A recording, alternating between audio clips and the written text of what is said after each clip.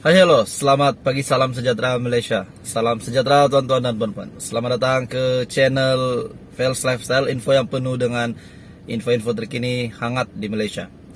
Tuan-tuan dan puan-puan, ada satu berita baik kepada rakyat Malaysia yang bakal terima bantuan, di mana bantuan keluarga Malaysia yang diumumkan di dalam bajet 2023 akan ditambah baik pada tahun 2023. Jadi yang terima BKM pada tahun ini akan terima BKM lagi pada tahun hadapan.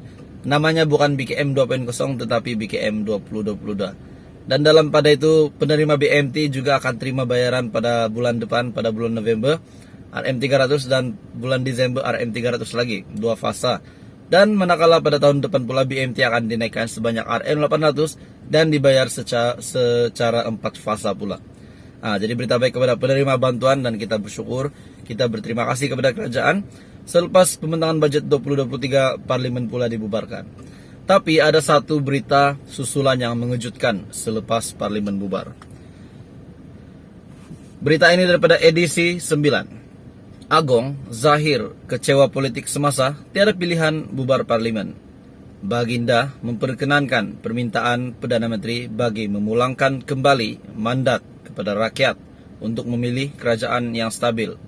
Yang di-Pertuan Agong Al-Sultan Abdullah Riayatuddin Al-Mustafa Billah Shah menzahirkan rasa kecewa dengan perkembangan politik semasa dan tiada pilihan lain selain memperkenankan permintaan Perdana Menteri Datuk Seri Ismail Sabri Yaakob untuk membubarkan Parlimen. Datuk Pengelola Bijaya Diraja Istana Negara, Datuk Seri Ahmad Fadil Samsudin berkata, Seri Paduka Baginda memperhalusi permintaan membubarkan Parlimen selepas berkenan menerima menghadap Perdana Menteri di Istana Negara semalam.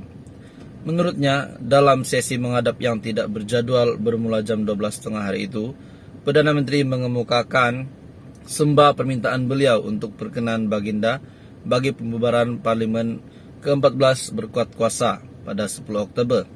Berita ini pada 10 Oktober. Menurutnya, dalam sesi yang menghadap yang tidak berjadual bermula jam 12.30 hari itu, selepas memperhalusi permintaan selaras dengan kuasa Baginda sebagai yang di-Pertuan Agong, seperti mana termaktub di bawah perkara 20 dalam kurungan 2 dalam kurungan B dan perkara 55 dalam kurungan 2. Perlembagaan Persekutuan memperkenankan permintaan Perdana Menteri bagi pembubaran Parlimen ke-14, katanya dalam satu kenyataan. Ujar beliau lagi, Baginda memperkenankan permintaan Perdana Menteri bagi memulangkan kembali mandat kepada rakyat untuk memilih kerajaan yang stabil. Justeru, Baginda menzahirkan harapan agar SPR menjalankan pilihan raya umum ke-15 dalam tempoh masa terdekat dengan mengambil kira monsun timur laut yang diramal bermula pertengahan November. Baginda juga menegaskan bahawa negara yang kukuh adalah penting bagi menjamin kestabilan politik dan kemakmuran ekonomi berterusan demi kesejahteraan negara dan rakyat secara keseluruhannya. Jadi itu adalah kenyataan daripada Agong. Baginda juga mengajak rakyat bersama mendoakan agar negara dan rakyat sentiasa dirahmati, diberkati dan dilindungi daripada sebarang bentuk musibah khususnya banjir. Terdahulu, Ismail Sabri mengumumkan pembubaran Parlimen berkuat kuasa 10 Oktober bagi memberi laluan kepada PRU 15. Dalam pada itu, admin juga ingin berkongsi dengan anda. Terdapat rakyat Malaysia ataupun netizen yang berkata kepada admin melalui video, komennya, UMNO tetap menang walaupun undiannya kurang. Mereka mengaku undian kurang pula sebab separuh rakyat Malaysia tak nampak parti lain. Betulkah? Sampai tempat mengundi dia akan mengundi UMNO juga dah menjadi turun menurun. Zaid jangan risau, tentu menang. Ya biarlah nak apa itu ini, jangan tersalah pilih. Bagi peluang parti yang boleh bekerja, yang boleh naikkan ekonomi negara seperti dulu ya. Jangan hasad dengki, fitnah-fitnah yang melampau seperti dahulu, bijak. Dan ada juga satu kata, calon Perdana Menteri banyak. Ahmad Maslan pun boleh, Zahid pun oke. Nah, jadi itu adalah berita pagi ini untuk rakyat Malaysia. Dengan kenyataan mereka, adakah Anda setuju?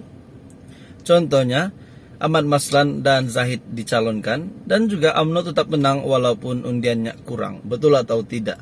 Tuan-tuan dan puan-puan, undian di tangan Anda. Jadi mandat kembali kepada rakyat. Kita berdoa agar PRU 15 dipermudahkan dan kita dijauhi dari sebarang musibah dan masalah. Semoga semua dalam keadaan yang baik. Mandat kepada rakyat untuk memilih kerajaan yang stabil.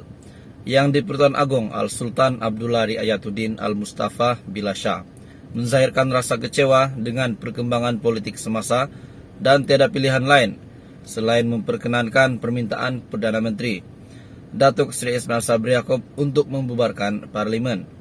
Datuk Pengelola Bijaya Diraja Istana Negara, Datuk Seri Ahmad Fadil Samsudin berkata, Seri Paduka Baginda memperhalusi permintaan membubarkan Parlimen selepas berkenan menerima menghadap Perdana Menteri di Istana Negara semalam. Menurutnya, dalam sesi menghadap yang tidak berjadual bermula jam 12.30 hari itu, Perdana Menteri mengemukakan sembah permintaan beliau untuk perkenan Baginda bagi pembubaran Parlimen ke-14 berkuat kuasa pada 10 Oktober. Berita ini pada 10 Oktober. Menurutnya, dalam sesi yang menghadap yang tidak berjadual bermula jam 12.30 hari itu, selepas memperhalusi permintaan selaras dengan kuasa Baginda sebagai yang di-Pertuan Agong, seperti mana termaktub di bawah perkara 20 dalam kurungan 2 dalam kurungan B dan perkara 55 dalam kurungan 2. Perlembagaan Persekutuan memperkenankan permintaan Perdana Menteri bagi pembubaran Parlimen ke-14, katanya dalam satu kenyataan. Ujar beliau lagi, Baginda memperkenankan permintaan Perdana Menteri bagi memulangkan kembali mandat kepada rakyat untuk memilih kerajaan yang stabil. Justeru, Baginda menzahirkan harapan agar SPR menjalankan pilihan raya umum ke-15 dalam tempoh masa terdekat dengan mengambil kira monsun timur laut yang diramal bermula pertengahan November. Baginda juga menegaskan bahawa negara yang kukuh adalah penting bagi menjamin kestabilan politik dan kemakmuran ekonomi berterusan demi kesejahteraan negara dan rakyat secara keseluruhannya. Jadi itu adalah kenyataan daripada Agong. Baginda juga mengajak rakyat bersama mendoakan agar negara dan rakyat sentiasa dirahmati, diberkati dan dilindungi daripada sebarang bentuk musibah khususnya banjir. Terdahulu, Ismail Sabri mengumumkan pembubaran Parlimen berkuat kuasa 10 Oktober bagi memberi laluan kepada PRU 15. Dalam pada itu, admin juga ingin berkongsi dengan Anda. Terdapat rakyat Malaysia ataupun netizen yang berkata kepada admin melalui video, komennya, UMNO tetap menang walaupun undiannya kurang. Mereka mengaku undian kurang pula sebab separuh rakyat Malaysia tak nampak parti lain. Betulkah? Sampai tempat mengundi dia akan mengundi UMNO juga dah menjadi turun menurun. Zaid jangan risau, tentu menang.